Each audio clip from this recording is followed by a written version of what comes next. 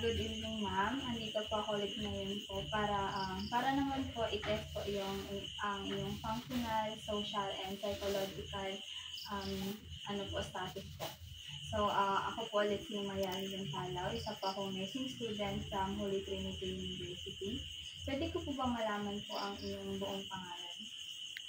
Ako naman, si Merlina Ripolyo. Ma'am, may mga itatanong lang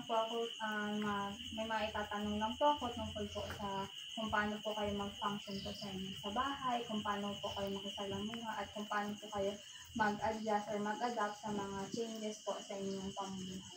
Okay lang po ba na itanong ko yung mga matatanong ako sa inyo? Like mga... Okay lang, kahit ano pa yan.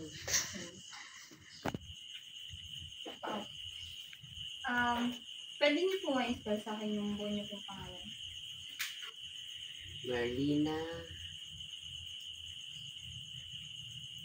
G. Ripolyo.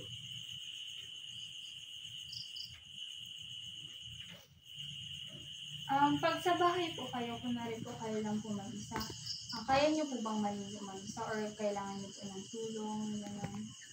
Kaya ko maligo mag-isa. Sa naman po, pag nagbibihis po kayo or may mga kailangan po ba kayong assistance? Wala, kaya ko din. Sa kunwari po, pag pupunta po kayo sa CR, gano'n, kailangan malinaw pa po ba yung, kunwari po wala pong ilaw, gano'n, kaya niyo pa rin po bang... Hindi pwedeng walang ilaw. Pag brown out, may dala akong flashlight. Pero pag nasa-CR po kayo, kung may ilaw, hindi niyo na po kailangan ng... Hindi.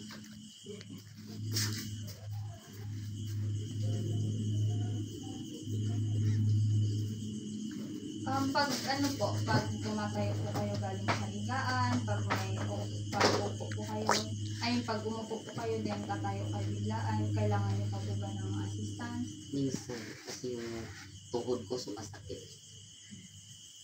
Mga gaano po kalalas din? Ano ito eh.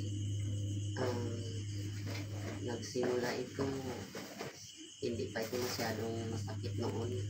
Nagbilang na ng taon. Tapos nangyari, may minsan na napabigla ako. Tayo, tapos kumakbang. Ayun, parang may nagsikip. Yun na, nahirapan na. Mas lalo nang mahirap siyang ilakad.